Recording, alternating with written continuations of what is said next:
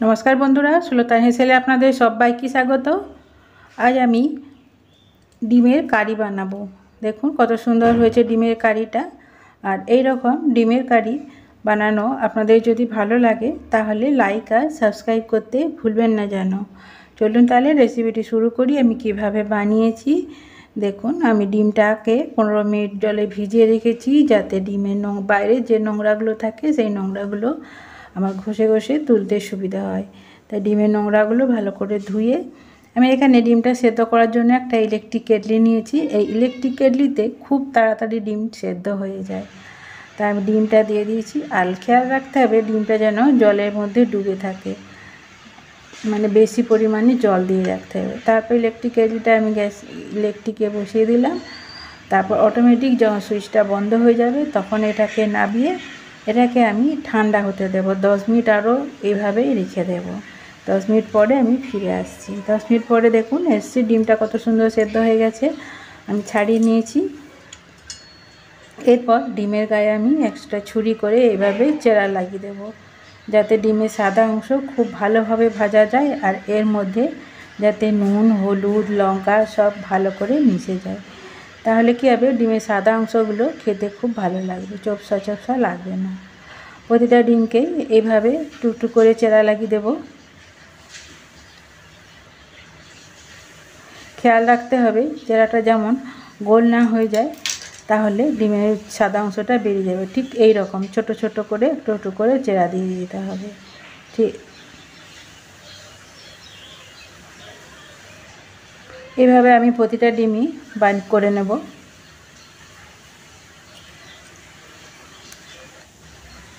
চারটা ডিমে আমি করে নিয়েছি। এরপরে আমি এর উপরে নুন, হলুদ আর লঙ্কা গুঁড়ো মাখিয়ে দেব।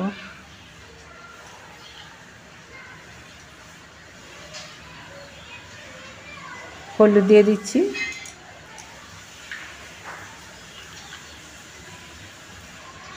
লঙ্কা গুঁড়ো দিয়ে দিচ্ছি। লঙ্কা গুঁড়ো একটু জল পড়ে গেছিলো, তাই একটু দানা বেঁধে গেছে, কোনো সমস্যা নেই।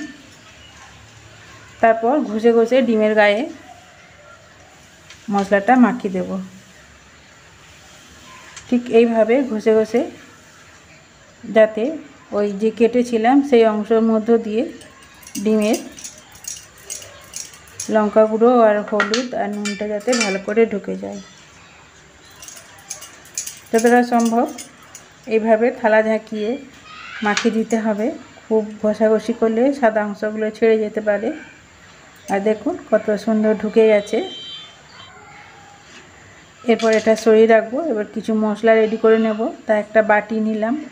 বাটির মধ্যে আমি নিয়ে নিচ্ছি হলুদ গুঁড়া ছোটো চামচের 1 চামচ, আর এখানে নিয়েছি ধনে গুঁড়ো ছোটো চামচের 1 চামচ, একটু গরম মশলা নিয়ে নিলাম ছোটো চামচের 1 চামচ, আর নিয়ে নিচ্ছি ধনে গুঁড়ো, জিরে গুঁড়ো, ধনে গুঁড়ো আর হলুদ গুঁড়ো আর গরম মশলা গুঁড়ো, আর দিচ্ছি কাশ্মীরি লঙ্কার গুঁড়ো দিয়েছি, আর ঝাল লঙ্কার গুঁড়ো দিলাম, আর দিচ্ছি কসুরি মেথি।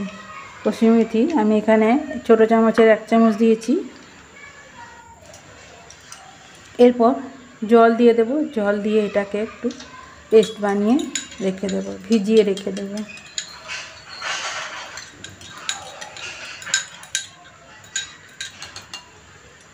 এরপর এটাকে আমি সরিয়ে রাখছি।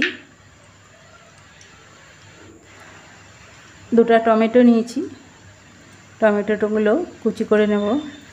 এই পর্যায়ে এসে বলি, যেসব বন্ধুরা আমার এই রেসিপিটি দেখছেন তাদেরকে জানাই অসংখ্য ধন্যবাদ।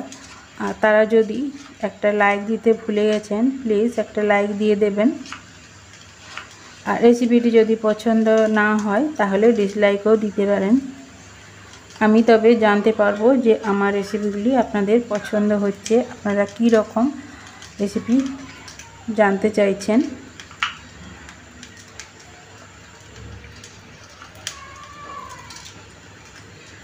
টমেটোগুলো আমি কুচি করে নিয়েছি। এরপর কড়াইতে আমি দিয়ে দেব সর্ষের তেল। বড় চামচের 1 চামচ সর্ষের তেল দিয়ে দিলাম। তেলটাকে খুব ভালো করে গরম করে নেব। তারপর গ্যাসের আঁচকে কমিয়ে নুন হলুদ মাখিয়ে রাখা ডিমগুলো একে একে দিয়ে দিচ্ছি।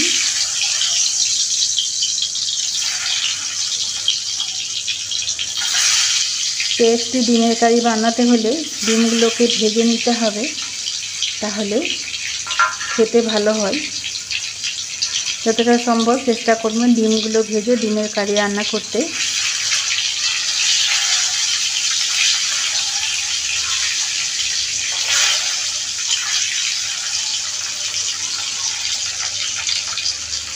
একটু গ্যাসের আঁচকে মিডিয়ামে রেখে ধীরে ধীরে ডিমগুলোকে ভেজে নেব, কারণ ডিমের গায়ে চেরা লাগানো আছে, তাই ভেতর পর্যন্ত ভাজা হয়ে যাবে, এতে ডিমগুলো খেতে ভালো লাগবে। 4টা ডিমই ভাজা হয়ে গেছে, এরপর তুলে নিচ্ছি।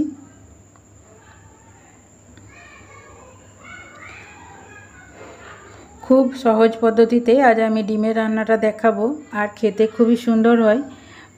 এখানে আমি 1 মুঠো মানে 20-25টা রসুন কোয়া দিয়ে দিলাম, আর দিয়ে দেব 2 ইঞ্চি টুকরো করা আদা।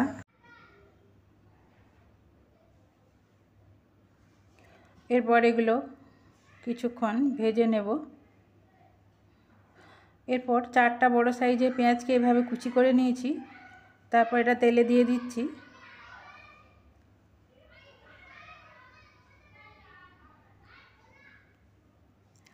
এটা পেঁয়াজগুলো নরম হয়ে যাওয়া পর্যন্ত আমি পেঁয়াজগুলোকে ভেজে নেব।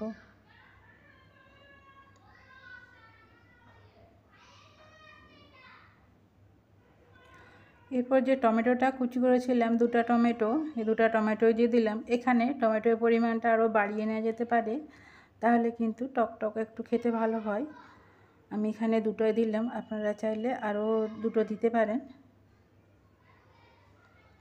দিয়ে এটাকে আমি 2 মিনিট সময় ধরে ভালো করে নেড়ে এটা নরম করে ভেজে নেব। 2 মিনিট সময় ধরে ভেজে নিয়েছি, এরপর এটাকে তুলে নিচ্ছি আমি একটা থালার মধ্যে। আর যেহেতু এটা জল দিয়েই একটু পেস্ট করব, তাই জল একটু থালাতে দিয়ে দিয়েছিলাম। দিয়ে এটাকে প্রথমে আমি ফ্যানের তলায় দিয়ে ঠান্ডা করে নেব। এখন তো খুবই গরম, চট করে ঠান্ডা হবে না, তাই ফ্যানের তলায় দিয়ে এটাকে ঠান্ডা করে আমি পেস্ট করে নিয়ে আসছি।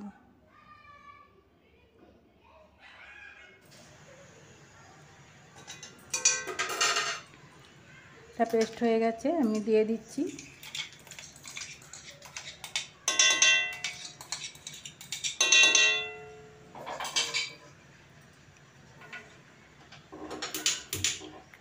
গ্যাসটাকে জ্বেলে দিলাম। এর বাটিতে যে মশলাটা ভিজিয়ে রেখেছিলাম দিয়ে দিচ্ছি, আর মিক্সি বাটিটা ধুয়ে দিয়ে দিলাম জল। দিয়ে এইটাকে আমি 5 থেকে 6 মিনিট সময় ধরে মশলাটাকে খুব ভালো করে কষিয়ে নেব। মশলাটা একটু কষানো আছে, আপনারা হয়তো বলবেন যে আগেই ভাজলেন কেন, তাহলে ভাজলেও পেঁয়াজ আর আদার মধ্যে একটু কাঁচা গন্ধ থেকে যায়, তাই এটাকে আরও কিছুক্ষণ কষিয়ে নিতে হবে একদম শুকনো শুকনো করে। আর নুন দিয়ে দিয়েছি স্বাদ মতো, এই যে দেখুন শুকনো হয়ে এসছে।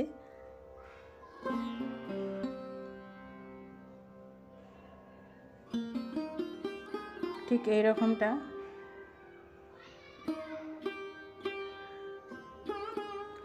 এরপর এর মধ্যে আমি জল দিয়ে দিচ্ছি, যেহেতু ডিমের কারি বানাবো একটু রস রস রাখবো। তারপর ভালো করে মিশিয়ে এটা কিছুক্ষণ ফুটিয়ে তারপর ডিমটা দিয়ে দেব।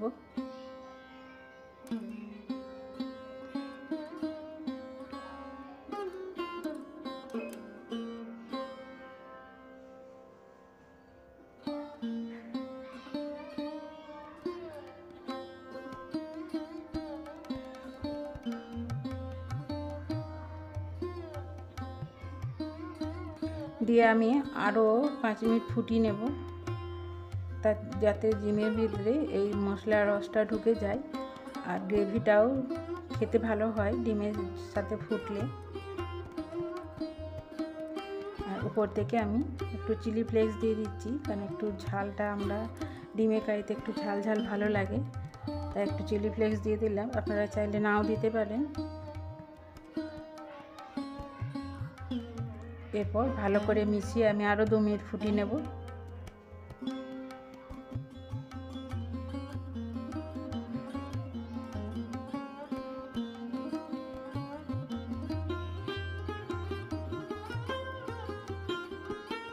ভালো করে নেড়ে নেড়ে ফুটিয়ে নিতে হবে যাতে তলায় ধরে না যায়। ডিমের কারিটা হয়ে গেছে। এরপর গ্যাসটা বন্ধ করে আমি 2 মিনিট রেস্টে রেখে দেবো, এটা ঠান্ডা হতে দেব। এটা দেখুন ঠান্ডা হয়ে এসছে আর ধীরে ধীরে কালারটাও দেখুন কত সুন্দর হয়েছে। টমেটো আর কাশ্মীরি লঙ্কার গুঁড়ো মিশে কত সুন্দর একটা সোনালি কালার এসছে। তারপর একে একে আমি ডিমটা তুলে নিচ্ছি প্লেটের মধ্যে।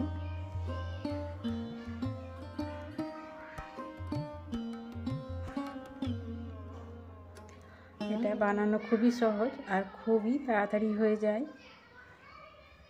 এরকম তরকারি, ডিমের তরকারি থাকলে এক থালা ভাত নিমেষে উবে যাবে। এটা রুটি দিয়েও খেতে খুব ভালো লাগবে। আমার রেসিপিটি ধৈর্য ধরে দেখার জন্য আপনাদের অসংখ্য ধন্যবাদ।